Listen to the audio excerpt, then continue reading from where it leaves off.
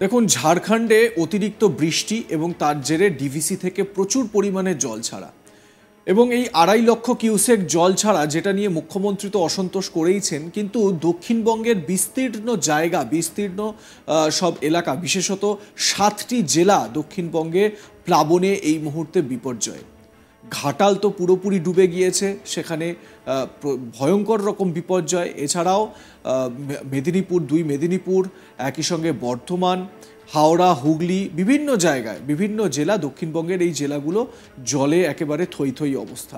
সাধারণ মানুষের বিপর্যয়ও বাড়ছে। কিন্তু এই বন্যা বা প্লাবন এই সমস্ত হলেই নাকি সরকারি তহবিলে প্রচুর টাকা, আর সেটাই নাকি রাজ্যের যিনি প্রশাসনিক প্রধান মুখ্যমন্ত্রী মমতা বন্দ্যোপাধ্যায়, তার কাছে নাকি লটারি লেগে যাওয়ার মতো, এমন অভিযোগ করছেন বিজেপির এক নেতা। এবং তিনি সব কিছু নাকি জানেন, তার কাছে নাকি সব ইনফরমেশন আছে, যে বন্যা হলেই যেন লটারি লেগে যাওয়া। কে বলছেন এ কথা? এবার আপনাদের সেটা বিস্তারিত জানাই। হাওড়ার একটি অনুষ্ঠানে গিয়ে অর্জুন সিং সরাসরি মুখ্যমন্ত্রী মমতা বন্দ্যোপাধ্যায় ও ফিরহাদ হাকিমকে এক হাত নিলেন।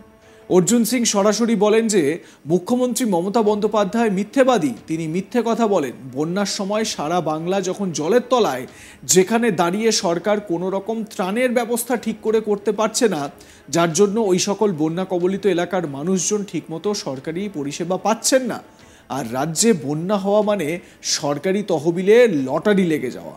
এই টাকাটা কিভাবে ভাগ বাটোয়ারা করবে সেটাই প্রথম সরকারের মনে থাকে।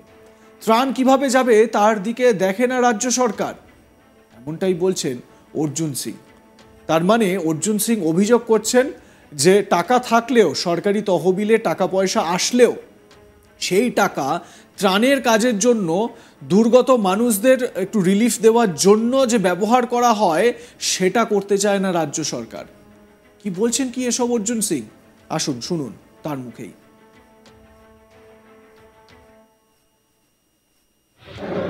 দেখুন, পশ্চিমবাংলায় যখনই বন্যা পরিস্থিতি আসে, এই সরকার একটা লটারি পড়ে।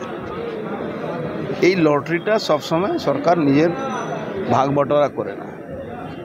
এবার বন্যা আসার পরে সরকারের ভূমিকা কোনো বন্যাতেই থাকে না। সামাজিক সংস্থা বা বিরোধী দলের লোক যত ক্ষমতা থাকে, তারা তাদেরকে হেল্প করে। সবথেকে বড় ব্যাপার যে মমতা ব্যানার্জি একটা মিথ্যা কথা বারবার বলে কি ডিবিসি আমাদেরকে বলে না। সেই মমতা ব্যানার্জি ডিবিসি প্রত্যেক মুহূর্তে, এক এক মিনিটে তার রিপ্রেজেন্টেটিভ বসে থাকে ডিবিসিতে, তারপরে কথা বলে জল ছাড়াও। কিন্তু উনি রাজনীতিক সবসময় করার ইচ্ছা থাকে।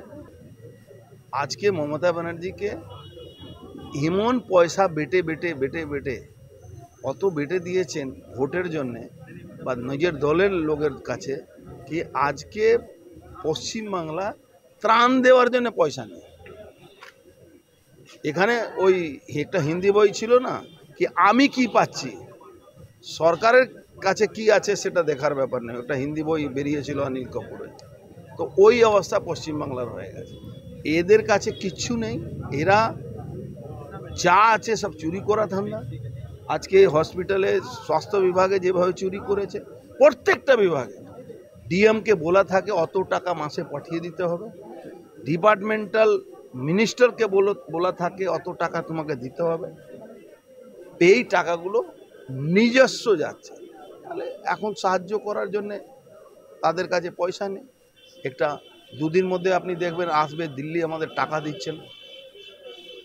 দিল্লি নিশ্চয়ই সার্ভে করে যা দিল্লির কাজ আছে, ওখানে কোনো ওই মুখ দেখে কাউকে টাকা দেওয়া হয় না। যেটা দরকার হবে সে টাকা আসবে। মুখ্যমন্ত্রী নিজে ইনভলভ আছেন এই কেসে। একটা মুখ্যমন্ত্রী, স্বাস্থ্যমন্ত্রী বটে উনি, 30 বার সেদিন উনি সিপির সঙ্গে কথা বলেছে।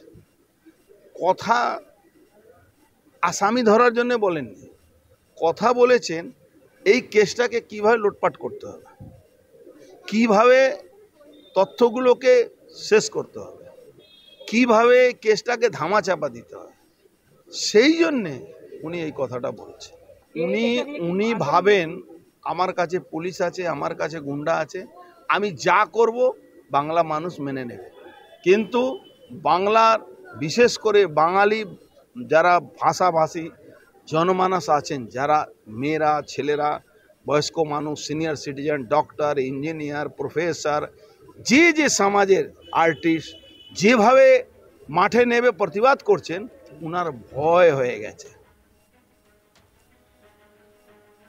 শুধু মমতা বন্দ্যোপাধ্যায় নয়, অর্জুন সিং ফিরহাদ হাকিমকেও কটাক্ষ করে বলেন মূর্খ। তিনি বলেন ফিরহাদ হাকিম নাকি মূর্খ, সে এইটুকু জানে না যে একটি বাঁধ কি কাজ করে, কখন তারা জল ছাড়বে আর কখন ছাড়বে না সেটার জ্ঞান ফিরহাদ হাকিমের নেই। শুনুন ফিরহাদ হাকিম সম্পর্কে অর্জুনের মত। আজকে ববি হাকিম মতন লোক বলছে কি যখন বন্যা আসে না তখন জল ছাড়ে না কেন। উনি একটা মূর্খ লোক। একটা বাঁধ যখন তৈরি হয়, যখন গেটের উপরে জল যায় তখন গেটটা খোলা হয়। যখন বর্ষা হবে না তো জলটা তো গেটের নিচে থাকবে, তো জলটা খুলবে কি করে? স্বাভাবিকভাবেই অর্জুন সিং তার খোঁচা, তার আক্রমণ একেবারে মমতা বন্দ্যোপাধ্যায়ের দিকেই তিনি সানিয়েছেন, সেটা স্পষ্ট।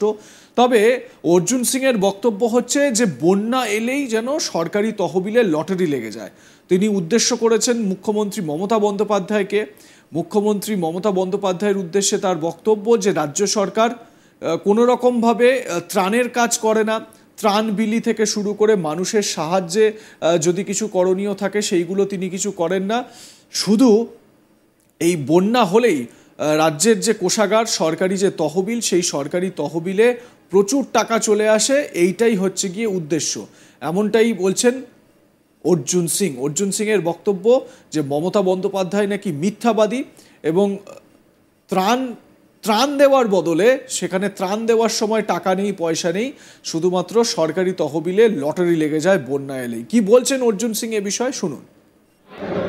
দেখুন, পশ্চিমবাংলায় যখনই বন্যার পরিস্থিতি আসে এই সরকার একটা লটারি পড়ে।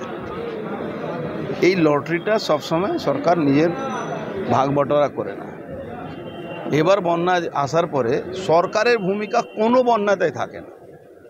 সামাজিক সংস্থা বা বিরোধী দলের লোক যত ক্ষমতা থাকে তারা তাদেরকে হেল্প করে। সবথেকে বড় ব্যাপার যে মমতা ব্যানার্জি একটা মিথ্যা কথা বারবার বলে কি ডিবিসি আমাদেরকে বলে না। সেই মমতা ব্যানার্জি ডিবিসি প্রত্যেক মুহূর্তে এক এক মিনিটে তার রিপ্রেজেন্টেটিভ বসে থাকে ডিবিসিতে। লাইক কমেন্ট শেয়ার করতে ভুলবেন না। দেখতে থাকুন আজ তাক বাংলা।